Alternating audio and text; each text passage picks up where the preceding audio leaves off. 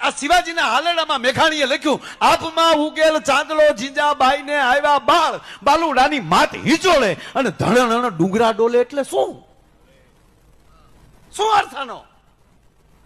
મેઘાણીએ જ્યાં જ્યાં ભૂલ લાગી છે અથવા ન સમજાણું હોય ત્યાં એને સ્ટાર કરી અને નીચે જવાબ લખ્યો છે.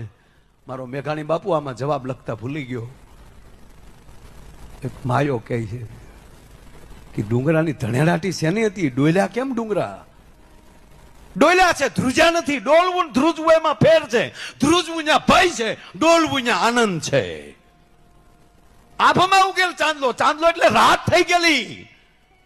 કોઈ સૂરજના ગોળા જેવો છોકરો નહીં ભારત વર્ષમાં કે મુગલોની હામો થઈ શકે. બધા અંધારાના દીકરા થઈ ગયા હતા બધા. અને તેથી આ જન્મ્યું.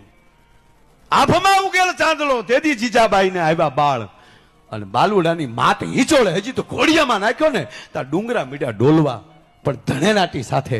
હવે સાંભળી લેજો, ડુંગર કોને કહેવાય? જેની માથે માં બેઠી હોય એને ડુંગર કહેવાય બાપુ. બાકી ધારું ઢોરા કહેવાય.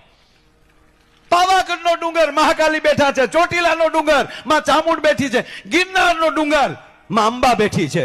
જે ડુંગર ઉપર માં બેઠી અને ડુંગર કહેવાય, તો માં બેઠી તો એ ડુંગર ડોલ્યા શું કામ? તેથી ડુંગર ઉપર બેઠેલી માવું બાપુ રાહડા મળ્યું છે રમવા.